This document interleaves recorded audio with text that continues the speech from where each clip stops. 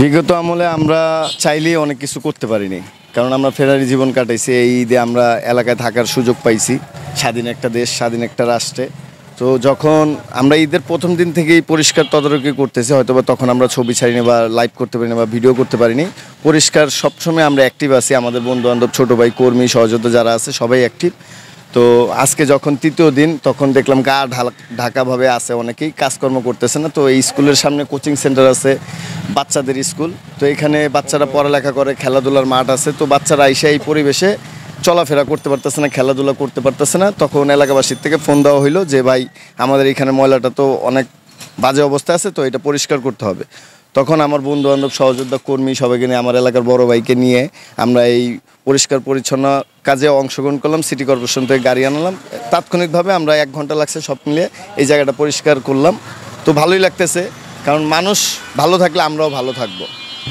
25 নং ওয়ার্ড নিয়ে আসলে আপনার কি স্বপ্ন যে একটি যুব দল যে একটি মানবিক কাজ করলো, এইভাবে যদি প্রত্যেকটা দল, যদি শ্রমিক দল, স্বেচ্ছাসেবক দল, মূল দল, অঙ্গ সংগঠন সবাই যদি এইভাবে যার যার স্থান থেকে, যার যার বাড়ির সামনে, যার যার মহল্লা, তাদের প্রতি কোন ধরনের মেসেজ? আমার তো মেসেজের কিছু নাই। আপনারা জানেন যে শহীদ জিয়ার আদর্শে যারা রাজনীতি করে, তারেক রহমানের আদর্শে যারা রাজনীতি করবে, তারা সকলেই এই সকল ভালো কাজে সবসময় অ্যাক্টিভ থাকবে। যারা তাদের আদর্শে রাজনীতি করতেছে, তারা সবসময় ভালো কাজেই সবসময় সময় দেবে। এই আপনার কাছে আরেকটি জিনিস আমি জানতে চাচ্ছি, গভীর একটি জিনিস। কালকে এক কর্মী হিসেবে তাকে দাবি করছে নিজেকে যে এখনও আমার তারেক রহমান মুক্ত না, বাংলাদেশে আসতে পারে না, আমার ম্যাডাম এখনও ফিল্ডে নামতে পারে নাই। আমরা আসলে আমাদের মুক্ত করে দিয়েছে, বা আমরা এই আন্দোলনের বিনিময়ে আমরা কথা বলতে পারতে আছি। তাহলে কিসের স্বাধীনতা হইলো আর কিসের এই যে আন্দোলন করে কি লাভ হইলো?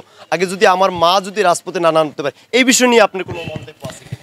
দেখেন, রাজপথে নামার কিছু নেই। আমরা বিগত আমলে এই স্বৈরাচার সরকারকে রাজপথে নেমেই, তারেক রহমানের নেতৃত্বেই, ঢাকা মহানগর দক্ষিণ যুব দলের সভাপতি, সেক্রেটারির নেতৃত্বেই আমরা কিন্তু আন্দোলন করে এই স্বৈরাচারী সরকারকে বিদায় করেছি। এখন আমাদের রাজপথে নামার কিছু নেই। এখন আমাদের জনগণের মনকে বুঝে চলতে হবে। জনগণ কি চায় সেই ভাষা বুঝতে হবে, জনগণের হৃদয়কে জয় করতে হবে। তাইলে দেশ সুন্দরভাবে পরিচালনা করা সম্ভব।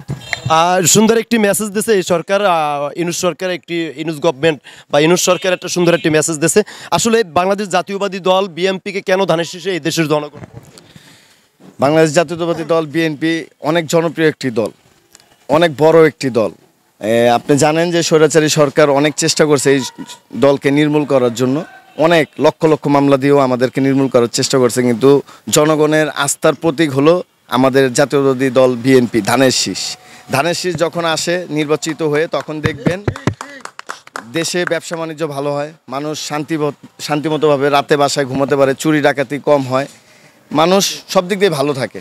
আওয়ামী লীগ সরকারের যেটা মানুষ ছিল না, বাকস্বাধীনতা ছিল না, ব্যবসা ছিল না, চলাচলেরই ছিল না, সেটা এখন ফিরে আসবে নির্বাচনের মাধ্যমে। ধানের শীষে ভোট দেওয়া মানেই জনগণের বিজয়।